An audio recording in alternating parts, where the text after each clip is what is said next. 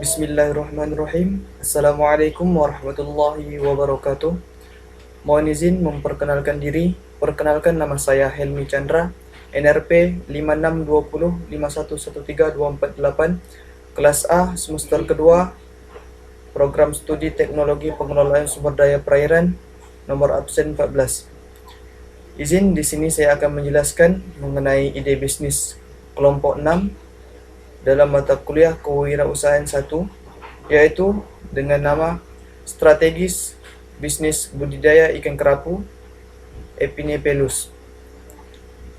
Yang pertama yaitu mengenai budidaya ikan kerapu itu sendiri.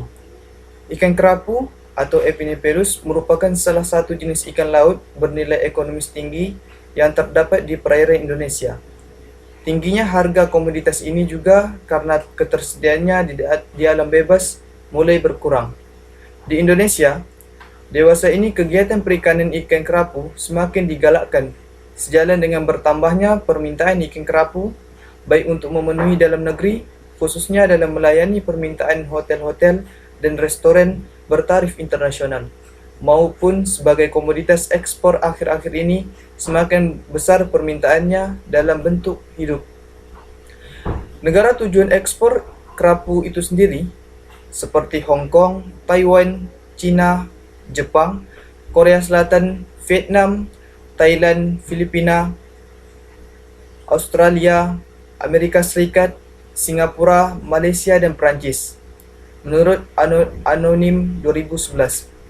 Sedikitnya ada 3 alasan mengapa ikan kerapu perlu dikembangkan sebagai komoditas unggulan di Indonesia, yaitu yang pertama, ikan kerapu merupakan komoditi perikanan yang memiliki peluang ekspor yang sangat menarik untuk selama ini belum dimanfaatkan secara penuh.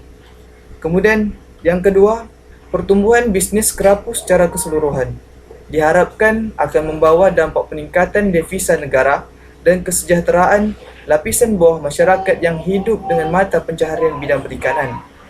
Kemudian yang ketiga yaitu modernisasi penangkapan dan budidaya ikan kerapu akan mengurangi dampak negatif terhadap lingkungan laut, khususnya rusaknya terumbu karang. Di sini bisa dilihat dari gambar di paparan kami, contoh ikan kerapu dan tambak dalam budidaya ikan kerapu itu sendiri. Kita lanjut. Tentunya di dalam ide bisnis ini harus ada yang namanya bisnis model kampas atau BMC. BMC, strategi bisnis budidaya ikan kerapu Epinephelus, di antaranya yaitu yang pertama, key partner. Di sini kita akan ada pemasok benih, pemasok pakan, pedagang pasar ikan, warung makan, dan restoran. Kemudian terdapat key activity, yaitu yang pertama ada pembenihan, pemberian pakan, pemanenan, pemasaran, dan perawatan kolam. Kemudian terdapat value proposition, yaitu produk ikan segar, harga lebih terjangkau. Kemudian customer relationship, yaitu yang pertama ada pesanan pelanggan dan yang kedua ada pesanan para pedagang. Kemudian customer segmentnya, yang pertama ada pedagang ikan, masyarakat umum, rumah makan, dan restoran. Kemudian key resourcesnya, yang pertama kolam jaring apung atau KJA, benih ikan, dan pakan ikan. Kemudian channel, yaitu dalam mempromosikan ide bisnis kami ini, yaitu dengan penjualan langsung atau direct selling. Yang kedua ada pedagang ikan, yang ketiga ada rumah makan, yang keempat ada restoran, dan yang terakhir ada ekspor. Kemudian strukturnya. Yang pertama ada biaya investasi, yang kedua ada biaya produksi, yang ketiga ada biaya perawatan, yang keempat ada biaya pemasaran, dan yang terakhir ada biaya sumber daya manusia atau SDM itu sendiri. Kemudian revenue stream, yaitu penjualan ikan kerapu segar. Tentunya ini menjadi salah satu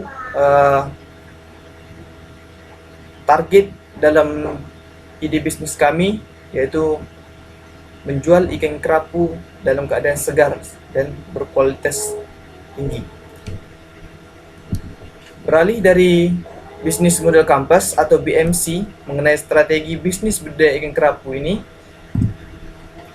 terdapat the value proposition kampas atau VPC. Di sini VPC atau value proposition kampas strategi bisnis budidaya ikan kerapu Epinephelus itu terdapat beberapa poin, terdapat beberapa elemen. Yang pertama yaitu customer segment. Di sini customer segment yaitu ada 4 elemennya, yaitu geografik, demografik, psikografik, dan behavior atau perilaku. Yang pertama geografik, yaitu bertempat atau beralamat di Tanjung Pinang. Kemudian ada demografik. Demografik ini untuk semua kalangan. Kemudian psikografik, di sini tidak gengsi, nilai kerjasama, kemudian motivasi diri, mengapa orang lain bisa, mengapa kita tidak bisa. Itu yang harus kita terapkan dalam mindset untuk memulai bisnis ikan kerapu tersebut. Kemudian behaviornya, kepuasan pelanggan. Tentu ini menjadi hal yang sangat diperlukan, yang sangat dikedepankan. Kemudian beralih dari customer segment, ada customer job. Di sini mencari solusi bisnis budidaya ikan kerapu Epinephelus yang segar dan harga lebih terjangkau. Ini tentunya menjadi perhitungan bagi pelanggan-pelanggan mendapatkan ikan yang segar dan harganya lebih terjangkau. Kemudian ada customer pain. Di sini yang poin pertama yaitu ada sia-sia. Di sini waktu menunggu panen lama, tidak sesuai harga. Kemudian ketakutan. Ini yang sering kali terjadi, yaitu ikan kerapu atau ikan dibeli kurang sehat dan tidak segar. Kemudian yang ketiga, emosional. Di sini emosionalnya ada cari tempat ikan kerapu lain, tempat budidaya ikan kerapu lain. Kemudian tempat budidaya tersebut kurang strategis. Yang keempat yaitu kesalahan pengguna. Mencari tempat budidaya ikan kerapu lain, namun harga melangit. Harga tidak sesuai dengan yang diinginkan, tidak sesuai dengan yang nanti akan pelanggan jual belikan lagi. Kemudian hambatan. Di sini hambatannya antri stok apabila sudah dipesan oleh pelanggan lain. Kemudian yang terakhir yaitu yang tidak disukai oleh solusi existing, yaitu penggunaan alat dan bahan probiotik yang kurang teratur dan baik oleh sang pembudidaya tersebut.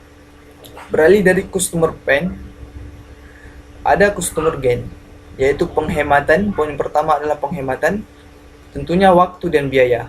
Kemudian yang kedua yaitu kemudahan, bisa memesan atau membooking stok ikan kerapu terlebih dahulu dan stok selalu ada, ready. Kemudian yang ketiga yaitu pencapaian. Di sini ikan terawat dengan baik, segar dan sehat tentunya. Kemudian yang keempat ada output solusi yang diharapkan, kualitas kesegaran dan kebersihan, kepuasan serta senyum pelanggan. Ini yang harus menjadi poin penting dalam membudidaya ikan kerapu dan ikan lain-lainnya. Kemudian daya tarik. Daya tarik ini tentunya menjadi ikon penting bagi pembudidaya. Di sini daya tariknya yaitu harga terjangkau, ikannya sehat, segar dan tentunya bersih. Kemudian yang terakhir yang tidak disukai dari solusi existing, yaitu prosesnya tentunya bertahap dalam membudidaya ikan kerapu ini. Begitu untuk value proposition kampas atau VPC dari strategi bisnis budidaya ikan kerapu Epinephelus. Selanjutnya kita beralih ke slide selanjutnya yaitu di sini kami paparkan contoh dokumentasi bisnis budidaya ikan kerapu Epinephelus. Ini merupakan contoh dasar dari kami untuk membudidaya ikan kerapu ini sendiri.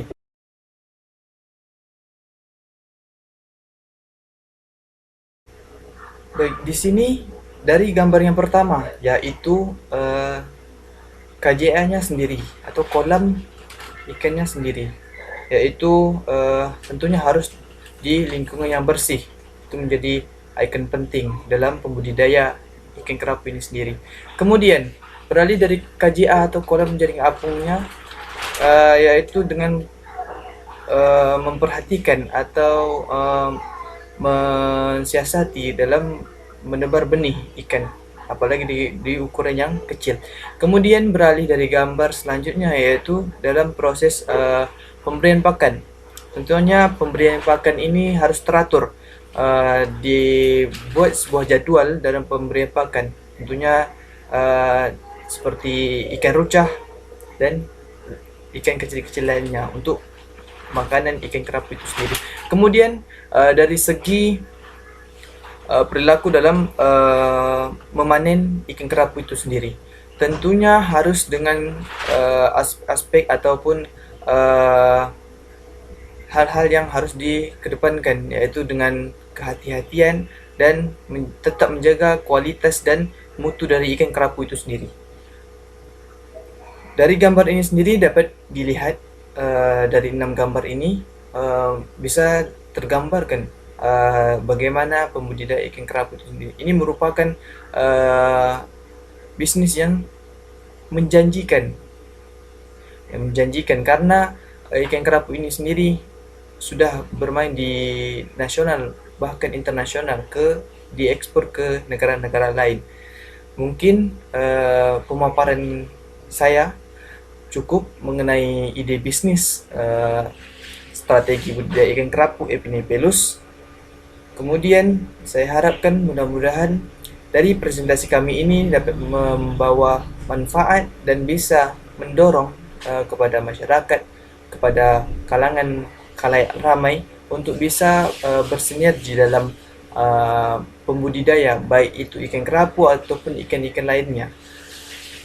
Kemudian kami harapkan mudah-mudahan kedepannya pembudidaya ikan di Indonesia mendapatkan sebuah realisasi yang dapat dijadikan sebagai mata pencaharian untuk masyarakat sekitar. Mungkin itu yang dapat kami paparkan dalam sesi presentasi ini. Kami mohon maaf jika terdapat kesalahan dalam penyampaian, dalam bertutur kata mungkin kurang berkenan. Kami mohon dibanjiri air kemaafan. Di sini kami akhiri dengan wallahu yahdina wa yahdikum ala sawis sabil. Assalamualaikum warahmatullahi wabarakatuh.